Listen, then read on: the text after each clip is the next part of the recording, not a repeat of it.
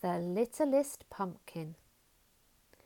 JJ grew at the bottom of a garden, surrounded by all kinds of fruits and vegetables. First there were the carrots. They stood in neat rows, proud that there were more carrots than any other vegetable in the entire garden.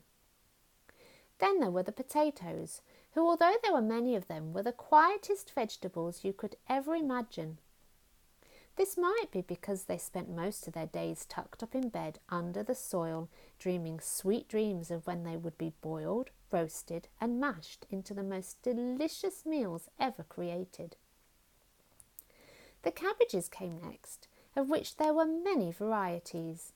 The reds and whites had a race every week to see who could grow the fastest, and the big green ones, which JJ knew were called Savoys, would measure them up and declare the winner. There were also the parsnips, who were JJ's favourite, for they were much sweeter than the carrots, although they looked almost identical. JJ knew he should like the carrots better, for they were, after all, the best and brightest colour a vegetable could be. "To be orange," said his mother to all his brothers and sisters, "is a great privilege, and we must be proud to be so bright." But for all they were white, JJ couldn't help liking the parsnips more than the carrots, who, in his opinion, were a bit too proud of their colour. JJ had also heard talk of other vegetables which grew further down the garden, but they were much too far away for him to know personally. But the birds and the bees and all the butterflies who came to visit the cabbages told JJ about vegetables called onions, beans and beetroot. They even told him about vegetables that had seeds inside them, something called fruits, a funny word that made JJ laugh. But the birds told him that these fruits showed the same dream all vegetables have for their future, so JJ thought maybe they weren't so funny after all.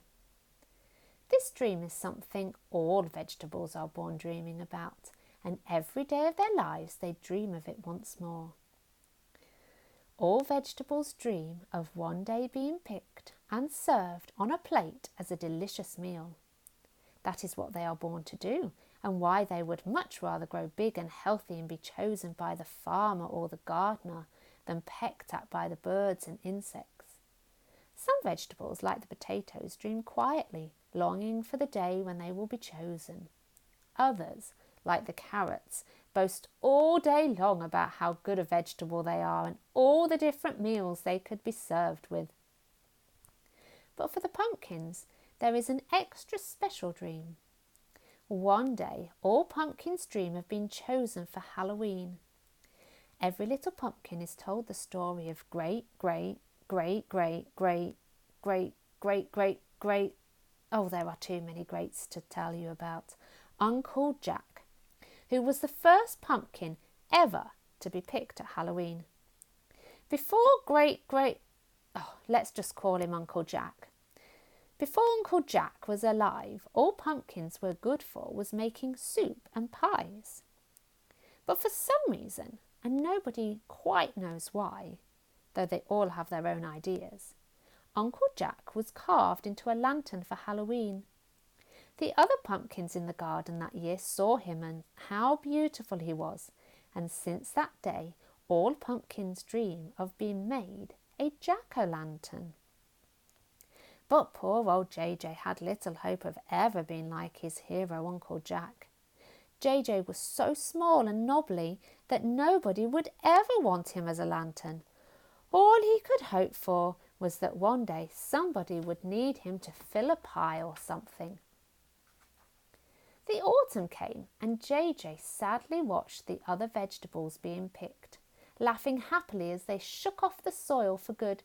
"Yippee!" they would shout, shaking their roots and waving to their friends. But poor little JJ's heart got heavier and heavier as each one left. Soon enough October came and all the other pumpkins jumped with joy. "Halloween's coming! Halloween's coming!" they all cried, and nothing could stop them dancing. One by one they were all chosen, all but little JJ, who suddenly felt even smaller and very alone.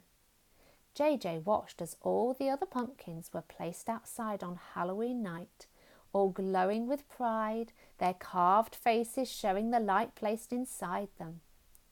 Sadly, JJ watched and cried as children in all kinds of scary costumes came laughing by to shriek with delight at the pumpkins and pat them on the head. Eventually JJ fell asleep, dreaming not of being eaten, but of being stuck in the garden for the rest of his life. The next morning JJ awoke to hear cries of joy coming from nearby. "Oh, Daddy, he's perfect, just perfect!" JJ sighed as he thought of how imperfect he was. "I was saving him specially for you, love," came the gruff voice of the gardener. "I knew you would miss Halloween and how sad you were. This little chap is just right, small enough to sit in your room, but big enough to make a pie for your tea." "Oh, Daddy, he's wonderful!" Just then JJ felt himself being picked up. Looking up, he saw that the gardener was passing him to his daughter, who was trembling with excitement. "Take this to your mother and help her to carve out the flesh. Then I'll come and help you make your lantern." "They can't be talking about me, surely," thought JJ, as the girl carried him indoors. But sure enough they were, and that night JJ sat proudly on the girl's window ledge, looking out at his old garden home.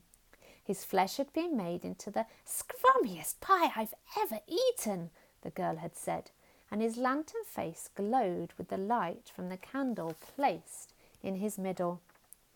JJ sighed happily.